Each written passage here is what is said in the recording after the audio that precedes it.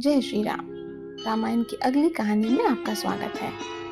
मिथिला के शांत जंगलों में एक पत्थर पड़ा है, लेकिन ये कोई साधारण पत्थर नहीं है।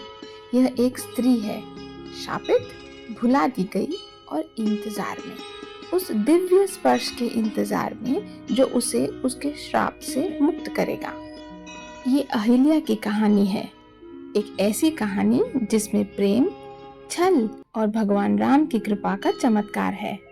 और ये ऐसी कहानी है जिसे समय भी भुला नहीं पाया। बहुत समय पहले की बात है। अहिल्या नाम की एक बहुत सुंदर और पवित्र स्त्री थी। वो ऋषि गौतम की पत्नी थी, जो एक बहुत बड़े और समझदार ऋषि थे। कहा जाता है कि अहिल्या को भगवान ब्रह्मा ने खुद बनाया था और उन्हें सबसे सुंदर बनाया था। अहिल्या इतनी सुंदर थी कि देवता भी उनकी सुंदरता देखकर चकित हो जाते थे। देवताओं के राजा इंद्र तो उन पर मोहित ही हो गए। भगवान ब्रह्मा ने अहिल्या का विवाह ऋषि गौतम से किया, जो तपस्या करके बहुत पुण्य कमा चुके थे। एक दिन सुबह जब ऋषि गौतम नदी पर नहाने और पूजा के लिए गए हुए थे, तब राजा इंद्र ने एक चाल चली। उन्होंने अपना रूप बदलकर ऋषि गौतम जैसा बना दिया। फिर वह अहिल्या के पास गए और बिल्कुल ऋषि गौतम की तरह बात करने लगे। लेकिन तभी ऋषि गौतम वापस आ गए और यहाँ राजा इंद्र भागने लगे। ऋषि गौतम सब समझ गए। वे बहुत नाराज हुए और उन्होंने उन दोनों को श्राप दे दिया।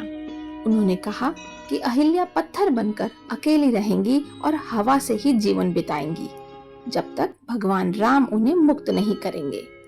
और इंद्र को ऐसा शरीर मिलेगा जिसमें 1000 स्त्रियों की आकृतियां होंगी।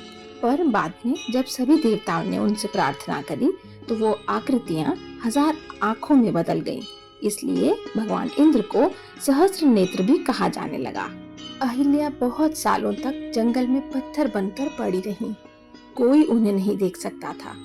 एक दिन भगवान राम अपने भाई लक्ष्मण और गुरु विश्वामित्र के साथ वहां से गुजर रहे थे। विश्वामित्र ने श्री राम को अहिल्या की दुख भरी कहानी सुनाई। जैसे ही भगवान राम का पैर उस पत्थर से छू गया, अहिल्या का श्राप टूट गया। वे फिर से स्त्री रूप में आ गईं। उन्होंने भगवान राम के चरणों को प्रणाम किया और उनका धन्यवाद किया।